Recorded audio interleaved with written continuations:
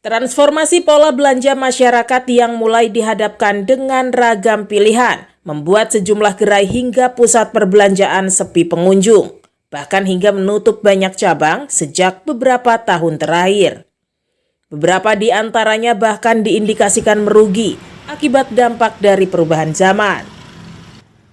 Menanggapi hal tersebut, Wakil Direktur Institute for Development of Economic and Finance, Indef Eko Listianto, ditemui di Jakarta Selatan pada Selasa 7 Februari mengatakan, daya beli masyarakat hingga saat ini masih terjaga di tengah ancaman inflasi.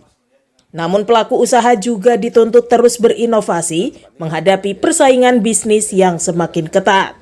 Ia pun menyarankan agar pusat perbelanjaan atau mal yang sepi pengunjung harus dialihkan ke segmentasi pasar tertentu seperti tren terkini, gerai yang khusus menjual produk perabotan rumah yang mengharuskan pembelinya melihat langsung kondisi barang tersebut.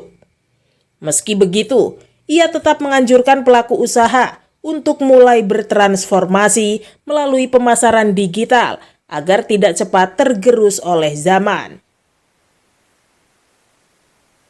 Kalau apakah ini masih diperlukan, yang offline ini sebetulnya masih diperlukan. Dan kalau lihat dalam konteks total ekonomi ya masih gedean yang offline, belum bisa menggantikan keseluruhan ya. Ini mungkin data-data inilah ya, dugaan saya itu masih sekitar 80-20 kira-kira begitu ya. Jadi masih banyak di offline sebetulnya. Kenapa? Karena kalau kita lihat ya, yang belanja online itu sebagian besar masyarakat muda.